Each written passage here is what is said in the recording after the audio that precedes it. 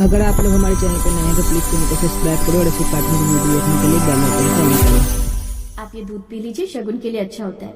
अच्छा लाओ फिर तो पी लेता हूँ।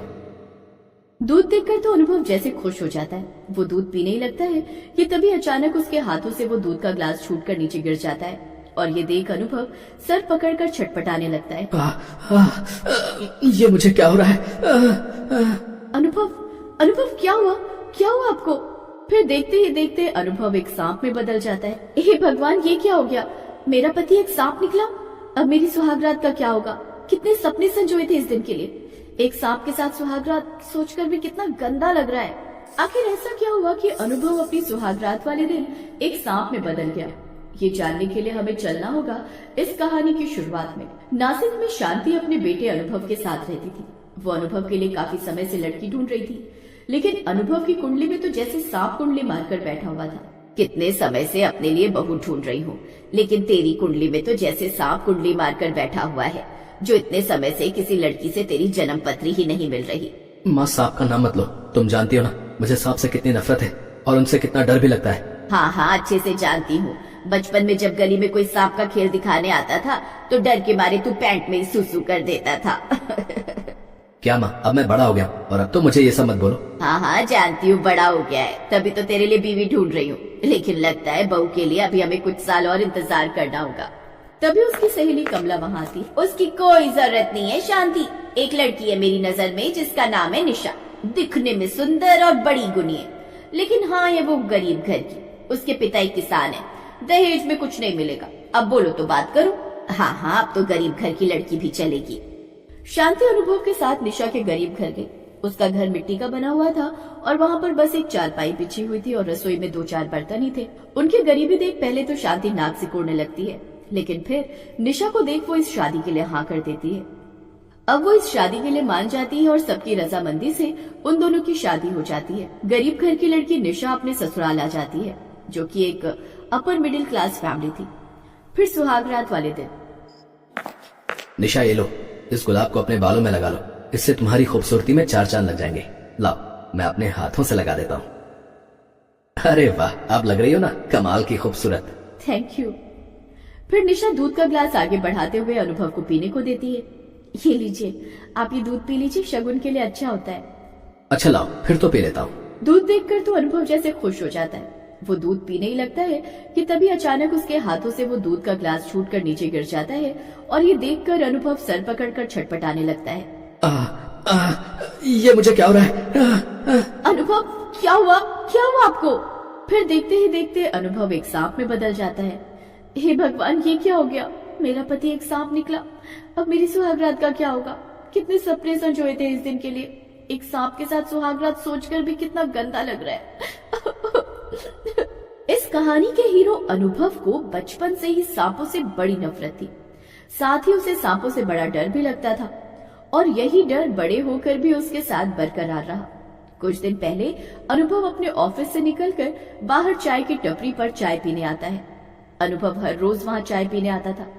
तभी अचानक से एक सांप वहाँ आ जाता है, जिसे देख अनुभव डर जाता है। सांप? उस वक्त चाय वाला काका पड़ोस की दुकान में किसी को चाय देने गया हुआ था। वो सांप शायद भूखा था, इसीलिए खाने के लिए अनुभव से कुछ मांग रहा था। लेकिन डर के मारे अनुभव पास में रखा पत्थर उठाता है और उस सांप के ऊपर दे मारता है। उस सांप की वही मौत हो जाती है। अरे ये आपने क्या किया? सांप को मार दिया? मैं तो भूखा था, तुझसे कुछ खाना मांगने आया था, लेकिन तूने तो मुझे ही मार दिया। ये तूने ठीक नहीं किया। तुझे मेरा श्राप लगेगा। तू भी एक दिन सांप बन जाएगा। ये क्या बोलने वाला सांप था? काका, आपने सुना इसने क्या कहा? नहीं साहब, ये कैसी बातें कर रहे हैं आप? भला सांप बोलता है क्या? लेकिन आपने इसे मार कर ठीक नहीं किया। अरे मर गया तो अच्छा है काका, कम से कम किसी को डसेगा तो नहीं। शायद उसी दिन की सजा आज अनुभव को मिली थी, जो वो अब एक सांप बन चुका था। निशा अब उसे अपने कमरे में छुपा कर रखती है और फिर अगली सुबह। निशा बहू, मैं न 4 धाम की यात्रा और गंगा स्नान के लिए जा रही हूँ। 1 महीने बाद लौटूंगी। मैंने मन्नत मांगी थी कि मेरे बेटे की शादी हो जाएगी तो मैं गंगा स्नान करने जाऊंगी। तुम अपना और अनुभव का ख्याल रखना। वैसे वो है कहाँ? जी वो माँ जी ऑफिस से फोन आया था, कुछ जरूरी मीटिंग थी, इसीलिए उनको जाना पड़ा। आप आराम से जाइएगा और अपना ख्याल रखिएगा। फिर कुछ देर बाद निशा अपने लिए चाय बनाती है, फिर सोफे पर बैठकर उसे पीती है। तभी उसका सांप पति फुफकारता हुआ वहां आता है। हे भगवान, अब क्या करूं? मेरा पति तो सांप बन गया, ऊपर से उसकी ये भाषा मुझे समझ भी नहीं आ रही। अब क्या समझूं? अब इसे क्या चाहिए होगा?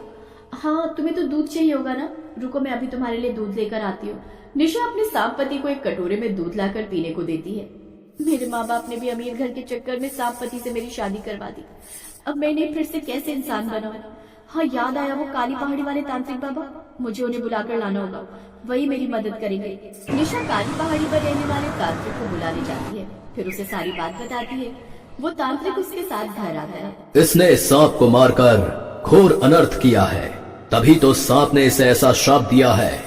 जिस दिन इसने सांप की हत्या की उस दिन उसकी सुहाग रात थी, इसलिए वो इससे दूध मांगने आया था, लेकिन उसने इसकी हत्या कर दी, जिस कारण इसकी सुहाग रात अधूरी रह गई। और इसीलिए तुम्हारा पति भी सुहाग रात वाले दिन ही सांप बन गया। लेकिन बाबा, इसका कोई निवारण तो होगा? 1 महीने तक इसको ये सांप वाला जीवन भोगना पड़ेगा। 1 महीने के बाद जब नाग पंचमी आएगी और ये शिवलिंग पर दूध चढ़ाकर अपने किए की माफी मांगेगा और चांदी का सांप उस शिवलिंग पर अर्पित करेगा, तभी ये मानव रूप में वापस आ पाएगा। तो क्या बाबा, अब 1 महीने तक मुझे अपने पति को सांप के रूप में ही झेलना होगा? हाँ, अब जब 1 महीने बाद नाग पंचमी आएगी। बाबा के मंत्र पढ़ते ही अनुभव बोलने लगता है। ऐसे कुछ दिन बीत जाते हैं। फिर एक रोज, निशा, मैं घर पर बैठे बैठे बोर हो गया हूँ यार, मुझे कहीं बाहर घुमाने ले चलो, कहीं खुली हवा में। खुली हवा में लेकर जाऊंगी ना तो लोग तुमसे डरकर दूर भागने लगेंगे, जैसे तुम भागते थे सांप से डरते हुए। अच्छा ठीक है, मैं तुम्हें जंगल की तरफ ले चलती हूँ, वहाँ कोई नहीं देखेगा तुम्हें। निशा उसे अपने साथ जंगल लेकर जाती है, जहाँ एक नागिन की नजर उस सांप पर जाती है। हाय, ये नाग तो कितना सुंदर दिखता है, मुझे तो पहली नजर में ही इससे प्यार हो गया। निशा उसे थोड़ी देर जंगल में घुमाकर घर लौट आती है, लेकिन वो नागिन उसे भूल नहीं पाती और 2 दिन बाद वो उसे ढूंढते हुए उनके घर तक आ जाती है। लेकिन तभी वहाँ वो तांत्रिक आ जाता है और उस नागिन को पकड़कर ले जाता है। छोड़ दे मुझे, मैं इससे प्यार करती हूँ, छोड़ दो। तू मेरी सौतन बनेगी, नागिन कहेगी। बाबा, ले जाओ इसे यहाँ से। देखा मेरा जादू, सांप बनकर भी सब मेरी दीवानी है। चुप रहो, नहीं तो अभी सपेरे के पास छोड़ाऊंगी, फिर उसकी बीन पर नाचते रहना सारी उम्र। फिर ऐसे ही 1 महीना बीत जाता है। नाग पंचमी का दिन आ गया। निशा अपने सांप बने पति के साथ मंदिर जाती है और वो सांप शिवलिंग पर पानी देता है, साथ ही उस पर चांदी का सांप अर्पित करता है। ऐसा करते ही वो वापस इंसानी रूप में आ जाता है। निशा, मैं ठीक हो गया। ऊपर वाले का लाख लाख शुक्र है कि अब मैं सुहागरात मना पाऊंगी। क्या? मेरा मतलब है मेरा पति मानव रूप में वापस आ गया, शुक्र है भगवान का। अब अनुभव और निशा खुशी खुशी अपने जीवन की शुरुआत करते हैं।